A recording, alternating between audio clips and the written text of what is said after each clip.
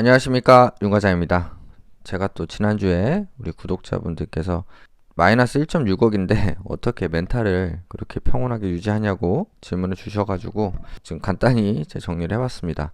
두서없이 얘기가 될 것 같아서 오랜만에 제 블로그에 글 남기고 그 블로그 글을 요점으로 좀 말씀을 드리려고 하는데, 사실은 진짜로 그 말씀하신 대로 제가 와이프도 제가 지금 어느 정도 손실인지 알거든요.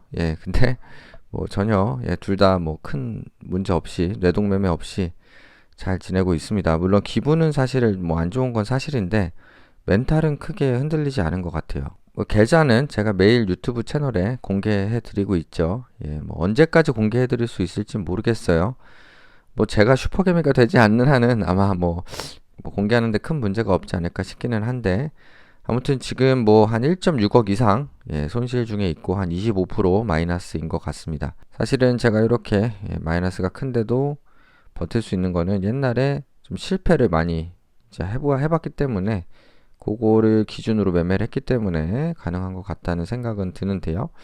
뭐 간단히 뭐 뻔한 얘기일 수도 있지만 좀 짚고 넘어가면은, 예전에 이제 주린 시절에 주식 처음 제가 배웠을 때, 아무것도 주식에 대해서 아무것도 모를 때 급등주 테마주랑 사랑에 빠졌던 시절이 있습니다. 그래서 무식하면 용감하다고 주식을 처음 알았는데 책 하나도 안 읽고 뭐 카페 가입 같은 것도 안 하고 가치 투자나 이런 거에 대해서 전혀 아예 아무것도 공부 안 하고 그냥 뭐 차트 모양만 보고, 아니면은 뭐 상한가 치는 종목이 있다 뭐 상따 하고 그날 많이 오르는 거 위주로 그냥, 왜냐면은 그땐 쉽게 생각했죠. 5% 오를 때 사서 10% 오를 때 팔면 되지 않냐. 뭐 그런 생각으로 그런 뭐 적자든 자본 잠식 뭐 이런 거는 아예 뭐 재무제표 이런 건 볼 생각도 안 했죠.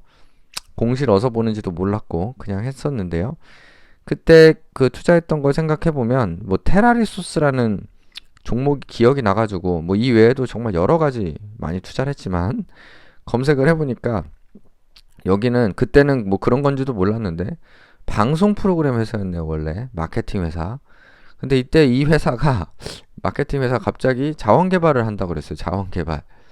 그때 이제 이명박 정부 자원 개발이 붐이어가지고 그래서 막 급등을 했었던 기억이 나는데, 지금은 상장 폐지가 됐더라고요. 근데 재밌는 건, 이거 제가 자원 개발 쫓아다닐 때가 2009년입니다. 2009년 미국발 경제 위기 시기 이후입니다. 예. 아무거나 사도 급등 두세 배씩 먹는 그 시절에, 이때 소득공제 해준다고 그래가지고 소득공제 펀드에 가입한 게 있는데 그건 수익률이 엄청 괜찮았고, 요 급등 테마주만 쫓아다녔던 주식 계좌는 박살이 났었던 그런 기억이 납니다. 그래서 그 이후에 제가 요거를 정말 하면서 거의 뭐 회사 일에 집중도 안 되고 하면서, 이제 급등주 테마주 이렇게 단타 형식으로 쫓아다니는 거는 그만해야겠다 다짐을 했고요. 그 다음으로 이제 몰빵 투자, 이제 미수까지 써가지고 또 투자를 했던 기억이 나는데, 그래서 이제 급등 테마주는 안 하고 우량주만 하자. 그래서 삼성, LG, 뭐 SK, 현대 뭐 이런 우량주들만 투자를 합니다, 제가. 근데 우량주들만 투자를 하는데 어떻게 투자를 하느냐? 그날 가장 많이 하락한 거, 가장 많이 하락했던 우량주를 미수 거래를 해가지고 수천만 원 자금으로 억 단위가 넘는 액수로 매수를 합니다. 그때 이제 10년 전이었고 또 이제 사원 시절이었기 때문에 굉장히 저한테 수억 원이면 큰 돈이었거든요. 근데 어디서 그런 용기가 났는지 그냥 막 샀어요. 이제 아직도 기억이 났는데, 이 미수 생활을 청산하게 해준 LG 생활건강 마이너스 4% 떨어지던 날 몰빵 미수 투자를 합니다. 마이너스 4에서 얼마나 더 떨어지겠냐 그날, 그런 생각으로 샀는데, 그리고 더 떨어지면 손절하지 뭐 이런 마음이었어요. 그런데 막상 마이너스 6% 이상 막 떨어지니까 오버나잇을 했어요. 오버나잇을 했으면 안 되는데 오버나잇만 안 했어도 그냥 뭐 몇백만 원 손실로 그냥 마무리를 지을 수가 있는데, 오버나잇을 해가지고 그 다음날도 또 떨어지고 그 다음날도 또 떨어지고 억 단위 이상을 샀는데, 하루에 몇 프로씩 떨어지면은 맨날 몇백만 원씩 그 사원이 손실을 본다고 생각하면은 주식 처음 한 사람들은 멘탈이 나갑니다. 그래서 그날 멘탈이 나가서 바로 또 손절을 하죠. 더 웃긴 건 뭐냐면 LG생활건강 요 10년 차트인데요. 제가 그냥 그때 괜히 뭐 미순이 신용이니 이런 거 안 쓰고 그냥 장기 투자로 있는 현금 갖고만 매수를 해놨으면은 물론 지금 많이 빠져서 거의 다시 오긴 했지만 42만 원 기준으로 봤을 때는 거의 뭐 4배 정도, 4배 정도까지도 사실은 올랐었거든요. 아무튼 그냥 장기 투자를 했으면은 4배까지도 어쨌든 맛볼 수 있는 이 상승세였는데 굳이 그거를 신용미수를 써가지고 단기에 끝내려고 했던 기억이 납니다. 그래서 그 이후로 제가 이제 미수 거래는 절대 안 하고 아예 안 되게 신용하고 미수는 제 거래가 안 되게 그냥 설정을 다 해놨습니다. 그래서 이런 이제 경험을 바탕으로 이제 정리를 해보면 간단히 세 가지로만 말씀을 드리면 저는 일단 급등 테마주에 손대질 않습니다. 잘 아시겠지만 뭔가 예를 들면 어떤 바이오주라고 하면 임상이 되냐 안 되냐에 따라서 이게 뭐 상한가냐 하한가냐가 뭐 예를 들면 며칠 후에 결정된다. 뭐 그런 류는 제가 그냥 아예 그냥 없는 주식이다라고 생각을 합니다. 물론 이제 적자를 보더라도 뭐 장기적으로 성장성이 있다라고 하면은 뭐 묻어둘 수도 있겠죠. 근데 이제 그런 게 아니고 정말 이제 급등주, 테마주 이렇게 수급 쫓아다니는 거 있잖아요. 그런 거는 이제 아예 손을 대지 않기 때문에 일단은 조금 더 물려도 안전하게 좀 버틸 수 있는 것 같고요. 다음으로 여러 번 말씀드리지만 분할 매수, 분산 투자. 작년부터 1년 넘게 하락하고 있는데 만약에 제가 뭐 아무리 좋은 종목이라도 삼성전자 한 종목에만 만약 6억을 제가 이제 갖고 있는 6억 지금 국내 주식에 투자하는 계좌 공개하는 6억을 8만 원대에 몰빵으로 삼성전자를 샀다. 그럼 저도 사실 못 버티겠죠. 어떻게 버팁니까? 한 종목에 그렇게 몰빵 해놓으면 그것도 고가에 한 방에 다 샀으면 그렇기 때문에 제가 항상 말씀드리지만 여러 가지 종목을 나눠서 사시라. 그렇게 항상 말씀드리고 그렇게 하다 보면은 이제 현금 비중도 자연스럽게 유지를 할 수가 있습니다. 그리고 마지막으로 이제 현금 흐름이 가능한 수준에서 제가 투자를 했기 때문에 이게 제일 중요한 것 같아요. 지금 일상생활에 큰 문제가 없습니다.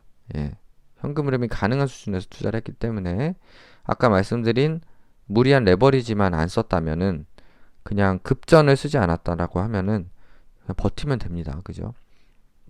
1, 2번을 지켰다면은 배당도 상당히 나올 거고 그렇기 때문에 저는 이제 신용을 절대 안 썼고 지금 제가 대출을 받아서 투자를 하고 있다고 말씀을 드렸지만 제가 받은 대출은 고정금리 1.9%입니다. 그래서 1.9%짜리 요즘은 사실은 예금금리도 뭐 5%, 6%까지 적금 같은 경우는 8.5% 특판까지 나오더라고요. 신협에서. 고정금리 대출 1.9% 이거는 사실은 갚을 필요가 없기 때문에 안 갖고가 있는 거고 나머지 뭐 신용대출, 마이너스 통장 이런 건 다 갚았습니다. 왜냐면은 금리가 계속 오르면 버틸 수가 없을 것 같아서 그래서 현금 흐름이 가능한 수준에서 투자를 했기 때문에 그냥 마음 편안하게 버텨가고 있는 것 같습니다. 마지막으로 하나만 더 말씀드리자면 와이프와 투자 상황을 투명하게 공유하고 있습니다. 그러다 보니까 많은 남편분들이 겪는 조마조마한 마음 그런 마음은 없습니다. 왜냐면 서로 동의하에 암묵적 동의겠죠. 와이프는 암묵적 동의하에 지금 투자를 한 거기 때문에 일단 요 정도로 정리가 가능할 것 같습니다. 조금 두서가 없었지만 어쨌든 지금 요약하면은 그 투자는 시간과의 싸움이고 잃지 않는 게 제일 중요하기 때문에 조급해지지 않고 개인들이 일상에 집중하면서 버티면 결국에 우리 다 같이 웃을 수 있는 날이 오지 않을까 기대를 해봅니다. 참 제가 오늘 오랜만에 이렇게 옛날 거 글들 보다가 보니까 스스로도 반성을 한 게 이 블로그에 옛날에 재작년에 2020년에 올린 글이 있더라고요. 공지까지 쓰면서 상승장에서 주의해야 한다. 나도 이제 초보 시절에 수익을 쉽게 받았는데 큰 손실을 많이 봤다. 섣부른 투자 확대와 몰빵 투자는 위험하다. 참 이런 글을 2년 전에 올렸더라고요. 이렇게 상승 초입에서 이렇게 참 주의해야 된다 생각했던 사람이 3300 코스피 가면은 4000 간다고 느끼는 게 바로 개인들입니다. 저도 느꼈기 때문에 이렇게 투자가 많이 어렵다. 원칙 지키는 게 어렵다. 다시 한번 좀 상기할 필요가 있다는 생각이 오늘 또 들었습니다. 오늘도 시청해주셔서 감사드리고요. 구독, 좋아요 부탁드리겠습니다. 감사합니다.